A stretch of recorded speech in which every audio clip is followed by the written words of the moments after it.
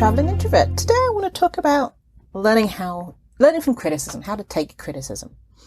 No matter how hard you try, it's often difficult to hear any type of criticism, especially when it's about your work, and if you're a creative, even more so because you are your work and it's very personal. It can cause us to second guess ourselves, and worse, it might even make you stop doing whatever it was that you wanted to do. It might send you into a tailspin and wondering and thinking and round. It doesn't have to. In fact, the most criticism can be turned into valuable feedback, even if it sometimes feels like a very negative experience.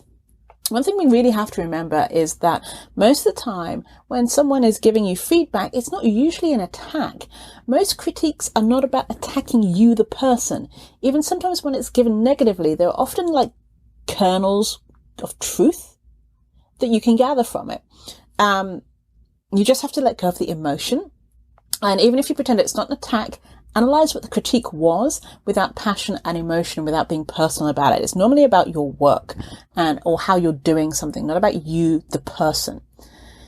Something else that you can do when reacting to criticism is listen carefully and try not to react. When the critique or the feedback happens, either listen or read it with as minimum emotion as possible. You want to take all of the information in and just listen to it for complete understanding. Don't make assumptions or rush through. If it's a conversation, it's okay to ask questions, but don't interrupt. If you're reading it, that's usually easier. Just read it out loud and let it rest and sit for a bit.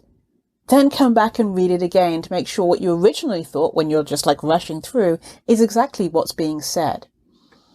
Once you've allowed yourself to kind of sit and understand as much as you can, as much as you think you can, now you can ask for clarification of things that you're not sure about. And you do this carefully without sounding defensive. The idea is to say, okay, I've heard this feedback. I just want to clarify X, Y, and Z, or I just want to check, is this exactly what you meant? Because your understanding and what they have said or written might not always be the same thing. Now, as I mentioned before, try not to take it personally.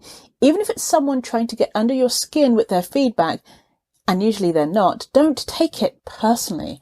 Often criticism and feedback is more about the person delivering it than about you, the person. Unless you have a mentor or a coach giving you feedback, and then that's a little different. Now, one really important thing is letting go of things that aren't factual. Focus on the meat of the feedback at first. If the entire thing is someone's subjecture or just what they're thinking about, then you don't really need to talk about it with the person because it's just their opinion. And because it's not set truth, it's okay. But if it is actual facts, that is what you need to focus on. One tactic is, if someone is mad and they're giving you the feedback, is to mentally and physically delete anything that's not factual and just mean what they read and process the rest. So you just need to process the things that are facts and not subjecture. And whenever you do get feedback, always say thank you. Once someone has given you and taken the time to give you feedback, it's vital that you thank them and follow up with them, especially if you can tell them how it helped you improve and or change something. Getting feedback is an important part of improving yourself. No one ever gives you any type of feedback. If no one ever gives you any type of feedback that doesn't make you uncomfortable, then you might be hanging around with the wrong people, the yes people, instead of those who really want you to succeed or who can really give you critical feedback. So consider hiring a coach or a mentor or someone, or having a group of people that are willing to give you regular critical feedback that is honest, transparent, and upfront. This can only help you moving forward, because one thing that we're not taught is how to take feedback and to learn from it to improve ourselves, our writing, our reading, our business, our everyday lives.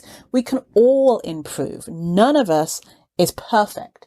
So take what is given to you as feedback, work on it, adjust, and move forward and reiterate. Go back and check with the person if that's what they meant. That's the way to move forward and improve. Thank you for listening. This is Janice from the Career Introvert. If you have any questions for me you want me to answer on the podcast, email me at janice@thecareerintrovert.com. Have a great rest of your week.